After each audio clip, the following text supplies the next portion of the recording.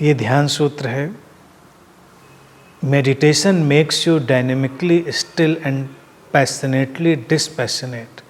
अर्थात ध्यान तुम्हें गत्यात्मक ढंग से स्थिर बनाता है और पूरी आवेश से, पूरे पैशन से डिस्पैशनेट, अनासक्त बनाता है।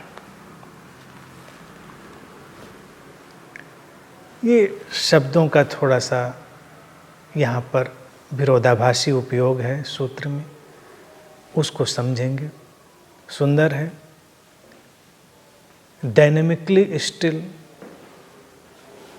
क्योंकि यहाँ पर कुछ भी पूरी तरह स्थिर नहीं है और जो पूरी तरह गतिशील नज़र आता है वो भी पूरी तरह गतिशील नहीं। जीवन विरोधाभासों में चलता है।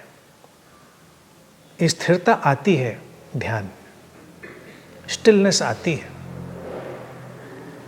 डायनेमिक स्टिलनेस इसलिए उसको कहा है क्योंकि वो स्टिलनेस निष्क्रिय नहीं होती। उस स्टिलनेस से जीवन का पूरा जो चक्र है वो बड़े खूबसूरत ढंग से घूमना शुरू होता है। स्थिरता आई तो किसी को ये लग सकता है कि फिर जीवन की क्रियाएं कैसे होंगी, जीवन में जो डायनामिज्म है, गतिशीलता है, वो कैसे आएगी। वो आती है, स्थिरता के संतुलन में ही आती है। उदाहरण के लिए इसको बाहरी उदाहरण से हम समझ सकते हैं, भीतर की बात और गहरी है। सूत्र कह रहा है बाहर के तल से देखें कि कोई व्हील जब घूमता है तो उसके लिए एक स्थिर केंद्र हमको चाहिए होता है। जितना उसका सेंटर स्थिर होगा उतना ही व्हील अच्छे से घूमेगा, तेज़ी से घूमेगा। अगर उसका सेंटर ही डामाडोल होगा तो व्हील घूम नहीं पाएगा, वो जिस भी व्हीकल में लगा होगा निकल जाएगा। गाड़ी अगर हम ले जा रहे हैं तो हमको उसको ठीक से फिट करना पड़ता है। सेंटर में उसकी स्टिलनेस होती है, बाहर गतिशीलता आ जाती है, तो वो डायनेमिक स्टिलनेस की चीज़ है। ऐसे ही जीवन में जब हमारे भीतर एक केंद्र पैदा होता है स्थिरता का, तो बाहर की परिधि पर बहुत अच्छे ढंग से गति होती है और बिना किसी अड़चन के गति होती है। इस चीज़ को हम ऐसे देख सकते हैं।